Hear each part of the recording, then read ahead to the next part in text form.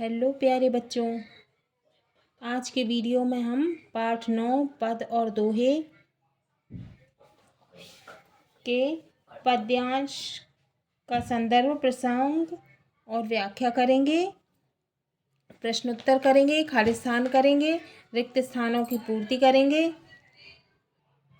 सही विकल्प करेंगे, शब्दों का शुद्ध उच्चारण करेंगे, मानक रूप करेंगे, पर्यायवाची शब्द करेंगे, अलंकार करेंगे, विलोम शब्द, सही जोड़ी बनाएंगे, उपसर्ग करेंगे, प्रत्यय करेंगे और प्रयोजना कार्य करेंगे। तो हम पद के संदर्भ, प्रसंग और व्याख्या करेंगे।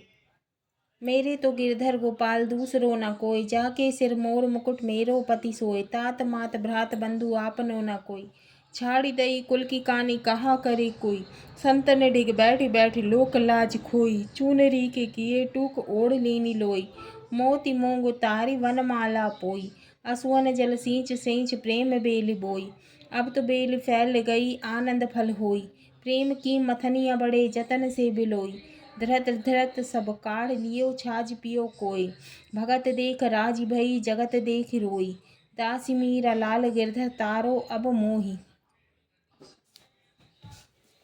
संदर्भ। उपर्युक्त पद हमारी पाठ्य पुस्तक भाषा भारती में संकलित पद और दोहे शीर्षक पाठ से अवतरित किया गया है। इसकी रचयिता मीराबाई हैं। प्रसंग। उक्त पद में मीराबाई ने भगवान श्री कृष्ण के प्रति समर्पण भाव और दाम्पत्य भाव की भक्ति को अभिव्यक्त किया है। व्याख्या। मीराबाई कहती हैं कि मेरे आराध्य भगवान श्री कृष्ण हैं, जिनके मस्तक पर मोर के पंख का मुकुट सुशोभित होता है, वे ही मेरे पति तुल्य हैं, मेरे पति के समान हैं। संसारी व्यक्तियों में मेरे माता पिता भाई मित्र आदि मेरे कोई नहीं है, इनसे मेरा कोई भी संबंध नहीं है। मैंने अपना कुल या वंश की मान मर्यादाओं का परित्याग कर दिया है।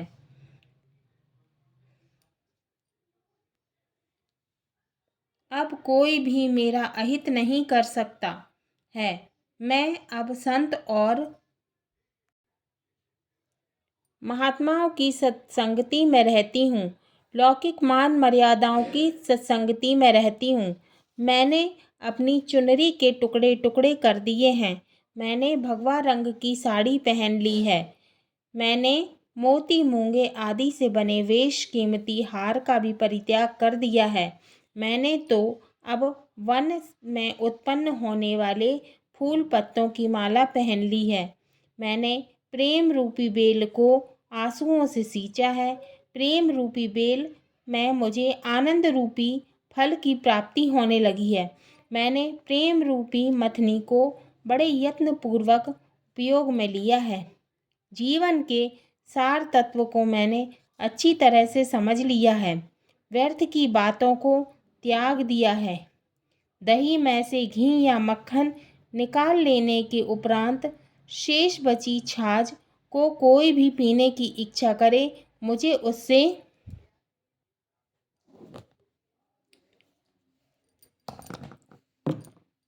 शिकायत नहीं है। मैं ईश्वर के भक्तों को देखती हूँ तो मुझे प्रसन्नता होती है।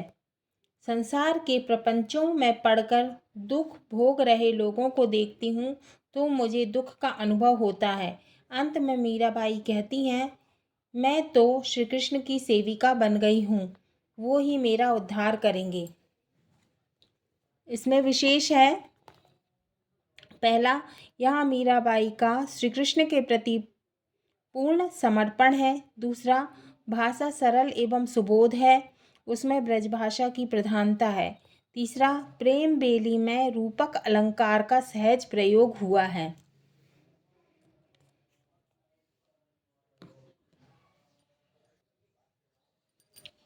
कबीरदास जी। अब कबीरदास जी के दोहे। दोहा नंबर 1। कबीरा कहे कमाल सो, दो बातें ले सीख, कर साहिब की बंदगी भूखे को दे भीख। संदर्भ। प्रस्तुत दोहा पद और दोहा शीर्षक से लिया गया है।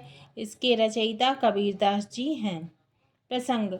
इस दोहे में कवि ने मानव जीवन के परम लक्ष्य की ओर संकेत करते हुए कहा है। व्याख्या। कबीरदास जी अपने पुत्र कमाल को समझाते हुए कहते हैं, बेटे, दो बातों को विशेष ध्यान रखना। प्रथम, ईश्वर की सच्चे मन से भक्ति करना। द्वितीय, तुम्हें यदि कोई भूखा व्यक्ति दिखे मिले तो उसको भोजन अवश्य कराना। दोहा नंबर 2। बुरा जो देखन मैं चला, बुरा न मिलया कोई। जो दिल खोजो आपनो, मुझसा बुरा न कोई। संदर्भ पूर्ववत माने पहले जैसा है। प्रसंग। इस दोहे में कवि ने आत्मनिरीक्षण पर बल देते हुए कहा है। क्या कहा है? व्याख्या। हम प्रायः दूसरों में बुराई खोजते हैं, वास्तव में बुरा कोई नहीं है। बुराई तो हमारे मन में है, इसीलिए हमें दूसरों में बुराई दिखाई देती है। हमें सबसे पहले अपनी बुराई को दूर करना चाहिए। दोहा नंबर 3। कबीरा सोई पीर है, जो जाने पर पीर। जो पर पीर न जानई, सो काफिर बेपीर। संदर्भ पूर्ववत है, पहले के समान है। प्रसंग। उक्त दोहे में कवि ने महात्मा के लक्षण बताए हैं। व्याख्या। सच्चा महात्मा वही कहलाता है जो दूसरे प्राणियों के दुख दर्द को, उनकी पीड़ा को समझने का प्रयास करता है। जो दूसरों की पीड़ा को नहीं समझता वह महात्मा नहीं हो सकता। दोहा नंबर 4। जो तो को कांटा बुबे, ताही बोब तू फूल। तो ही फूल पे फूल हैं, बाको हैं त्रिशूल। संदर्भ पूर्ववत है।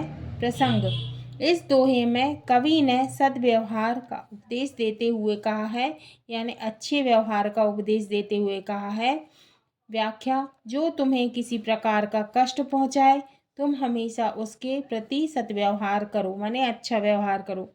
तुम अपने व्यवहार से सामने वाले को अच्छा बना सकते हो।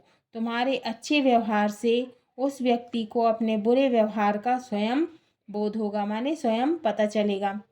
दोहा नंबर 5।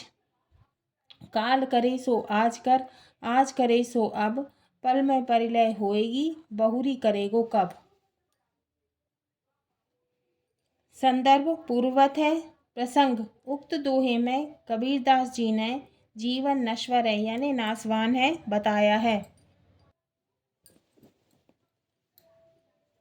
व्याख्या। कबीरदास जी कहते हैं, जीवन नश्वर है, यानी जीवन नाशवान है। जो कार्य कल का है, हमें उसे आज कर लेना चाहिए। जो कार्य आज का है उसे अभी कर लेना चाहिए, पता नहीं कब प्रलय हो जाए। रहीम। रहीम कवि के दोहे। दोहा नंबर 1। एके सादे सब सदे, सब सादे सब जाए। रहीमन मूल ही सींची हो, फूले फले अघाए। संदर्भ। प्रस्तुत दोहा पद और दोहे से लिया गया है। इस दोहे के रचयिता रहीम कवि हैं। प्रसंग। इस दोहे में कवि ने मुख्य बात को ग्रहण करने की शिक्षा देते हुए कहा है। व्याख्या। हमें हमेशा मुख्य बात को महत्व देना चाहिए। मुख्य बात समझ लेने पर अन्य बातें स्वतः स्पष्ट हो जाती है। जड़ में पानी सींचने से पूरा वृक्ष हरा भरा बना रहेगा। समय पर अच्छे फूल फल मिल सकेंगे। दोहा नंबर 2। रहीमन देख बड़ेन को, लघु न दीजिए डारी। जहाँ काम आवे सुई, कहाँ करे तलवारी। संदर्भ पूर्ववत है, यानी पहले जैसा है।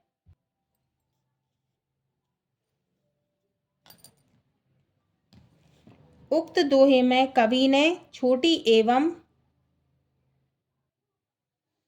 बड़ी वस्तु के महत्व को बताया है। व्याख्या। हमें बड़ी वस्तु के सामने छोटी वस्तु की कभी उपेक्षा नहीं करनी चाहिए।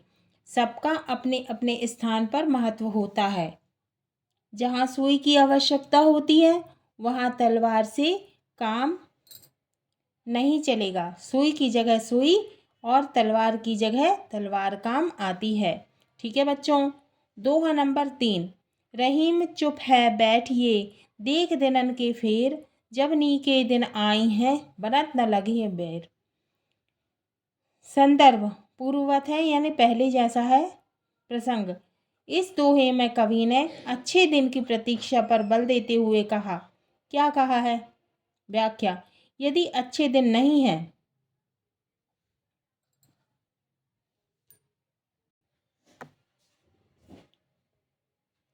बुरा समय चल रहा है तो हमें अच्छे समय की प्रतीक्षा करनी चाहिए। अच्छा या उपयुक्त समय आने पर सब कार्य सिद्ध हो जाते हैं, स्वतः ही सिद्ध हो जाते हैं। अच्छा समय आने पर कार्य को बनने में देर नहीं लगती है। दोहा नंबर 4। जो रहीम उत्तम प्रकृति का करी सकत कुसंग, चंदन विष व्यापत नहीं लिपटे रहत भुजंग। संदर्भ पूर्ववत है यानी पहले जैसा है। प्रसंग उक्त दोहे में उत्तम यानी अच्छी प्रकृति का महत्व बताते हुए रहीम कवि कहते हैं। व्याख्या जो व्यक्ति उत्तम प्रकृति या स्वभाव का होता है यानी अच्छे स्वभाव का होता है, दुष्ट यानी बुरी प्रकृति का प्राणी या व्यक्ति उसका कुछ भी अहित नहीं कर सकता यानी बुरा नहीं कर सकता।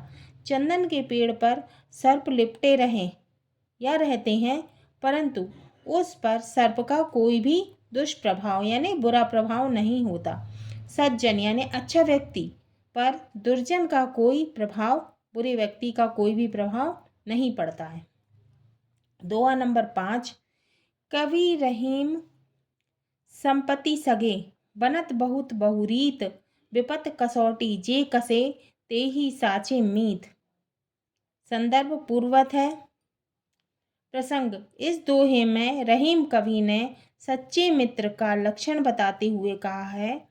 हमें व्याख्या करना है। व्याख्या संपत्ति में सभी लोग साथ देते हैं, सब सगे संबंधी बन जाते हैं, परंतु विपत्ति यानी बुरा समय आने पर, विपत्ति आते ही सब साथ छोड़ देते हैं, मित्र भी मुंह फेर लेते हैं। जो विपत्ति में हमारा साथ दे, हमारी सहायता करे, वे ही सच्चे मित्र हैं। अभ्यास प्रश्न हल करेंगे। प्रश्न 1 सही विकल्प चुनकर लिखिए। क मीरा ने आंसुओं के जल से सींचकर बोई है। क्या बोई है? पहला है प्रेम की बेल, मोती की बेल। तीसरा है मूंग की बेल। चौथा है फूल की बेल। तो उसमें क्या उत्तर आएगा? प्रेम की बेल। ख भूखे को भीख देने की बात कही है। किसने कही है? पहला रहीम ने, दूसरा कबीर ने, तीसरा मीरा ने, चौथा कमाल ने। तो किसने कही है? कबीर ने। तो उत्तर आएगा कबीर ने। ग जहाँ काम आवे सुई, कहा करे, क्या आएगा? तलवारी। पहला त्रिशूल, दूसरा फूल, तीसरा तलवार, चौथा संपत्ति। इसमें क्या आएगा? तलवारी। प्रश्न 2 रिक्त स्थानों की पूर्ति कीजिए। क छाड़ी दई कुल की कानी, कहाँ करे कोई। इसमें रिक्त स्थान में आएगा कानी। ख धृत धृत सब काढ़ लियो, छाछ पियो कोई। खाली स्थान में आएगा छाछ। ग कर साहिब की बंदगी, भूखे को दे भीख। खाली स्थान में आएगा साहिब। घ जो रहीम उत्तम प्रकृति का करी सकत कुसंग। तो खाली स्थान में आएगा प्रकृति। प्रश्न 3 निम्नलिखित प्रश्नों के उत्तर लिखिए। क मीराबाई ने श्री कृष्ण की किस रूप में उपासना की है? उत्तर मीराबाई ने श्री कृष्ण की उपासना पति के रूप में की है। ख कबीर ने किन दो बातों की सीख दी है? उत्तर कबीर ने साहिब की बंदगी और भूखे को भीख देने की सीख दी है। तो कबीरदास जी कहते हैं कि साहिब यानी ईश्वर की भक्ति करो और भूखे व्यक्ति को भोजन दो। तो ये दो सीख दी है। ग कल का काम आज पर क्यों कर लेना चाहिए? उत्तर ना मालूम कब प्रलय हो जाए, बुरा क्षण आ जाए, इसीलिए हमें कल का काम आज ही पूरा कर लेना चाहिए। घ रहीम ने उत्तम प्रकृति का महत्व किस उदाहरण से स्पष्ट किया है? उत्तर, रहीम ने उत्तम प्रकृति का महत्व चंदन के पेड़ के उदाहरण से स्पष्ट किया है।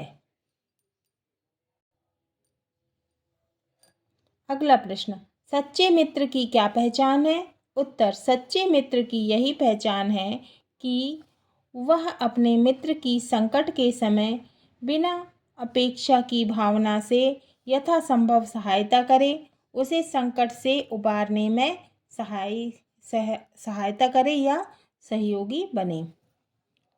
प्रश्न 4, निम्नलिखित पद्यांशों के भाव स्पष्ट कीजिए। का पद्यांश, भगत देख राजी भई जगत देख रोई, दासी मीरा लाल गिरधर तारो अब मोही। भावार्थ, मीराबाई कहती हैं कि मैं ईश्वर के भक्तों को देखकर प्रसन्न होती हूँ और संसार के लोगों को देखकर दुखी होती हूँ। मीराबाई भगवान श्री कृष्ण की दासी या सेविका हैं, अब वे ही उनका उद्धार करेंगे। पद्यांश ख,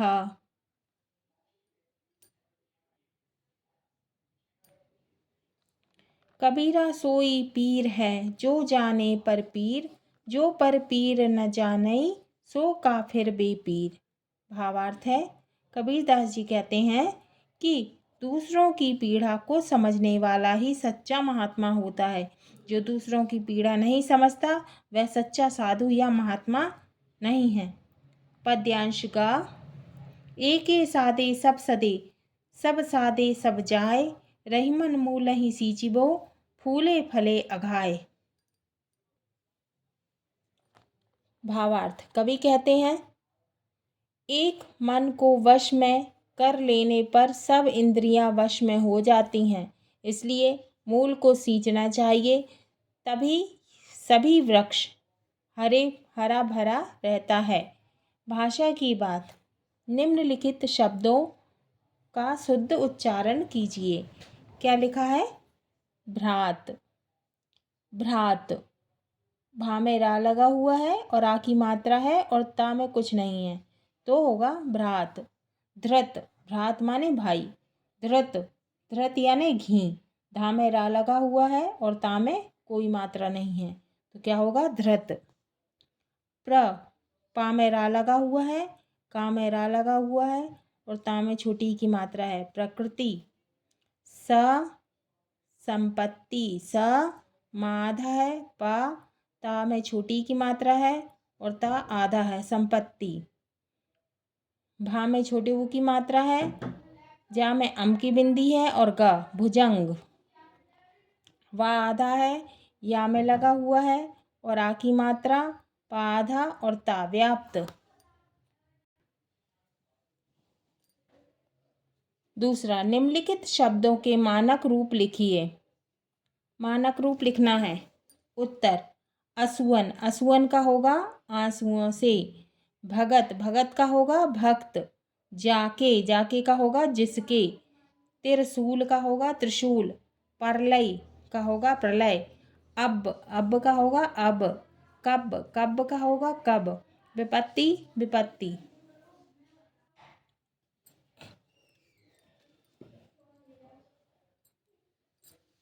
पर्यायवाची शब्द।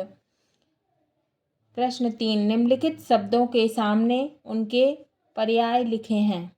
उत्तर, देवता, देवता के दो पर्याय हैं, सुर और देव। अभिलाषा, अभिलाषा के दो पर्याय हैं, इच्छा और चाह।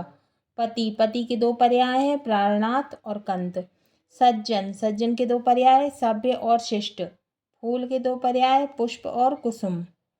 प्रश्न 4, निम्नलिखित पंक्तियों में अनुप्रास अलंकार हैं, प्रत्येक पंक्ति में पहचान स्पष्ट कीजिए।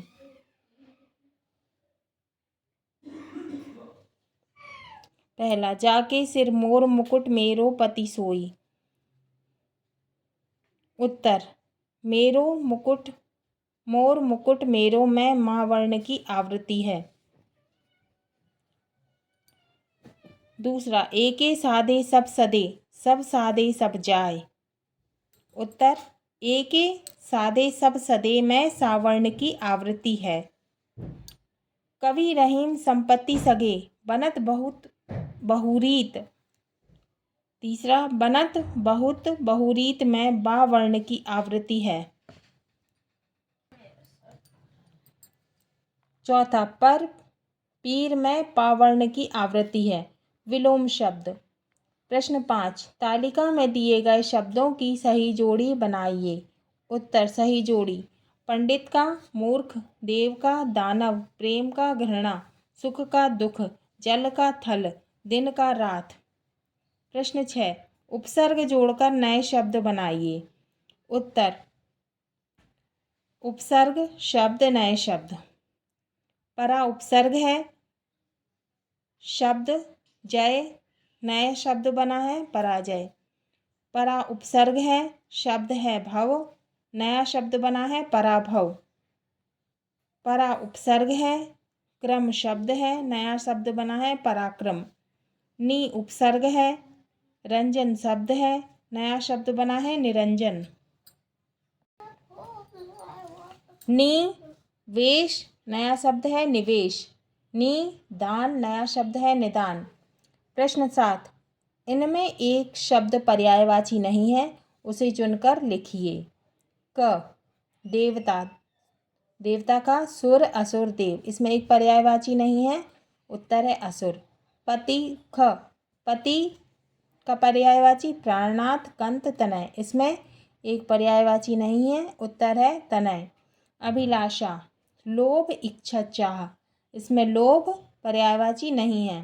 घ, सज्जन का होगा सभ्य शिष्ट अशिष्ट, इसमें एक पर्यायवाची नहीं है, उत्तर है अशिष्ट। फूल, पुष्प कुसुम और पुरुष, इसमें पुरुष पर्यायवाची नहीं है। सजा शब्द के अंत में, प्रश्न, सजा शब्द के अंत में आवट प्रत्यय जोड़ने पर सजावट शब्द बनता है। मुस्कुराना शब्द के अंत में आहट प्रत्यय जोड़ने पर नया शब्द मुस्कुराहट बनता है। तालिका में दिए गए शब्दों में आवट और आहट प्रत्यय जोड़कर नए शब्द बनाइए। शब्द है सजाना, प्रत्यय है आवट, नया शब्द बनेगा सजावट। शब्द है बनाना, प्रत्यय है आवट, नया शब्द बनेगा बनावट। शब्द है लिखना, प्रत्यय है आवट, नया शब्द बनेगा लिखावट। शब्द है मुस्कुराना, प्रत्यय है आहट, नया शब्द बना है मुस्कुराहट। शब्द है टकराना, प्रत्यय है आहट, नया शब्द बना टकराहट। शब्द है चिल्लाना, प्रत्यय है आहट, नया शब्द बना है चिल्लाहट। शब्द है घबराना, प्रत्यय है आहट, नया शब्द बना घबराहट। तो ये हमारा पाठ पद और दोहे पूर्ण हुआ।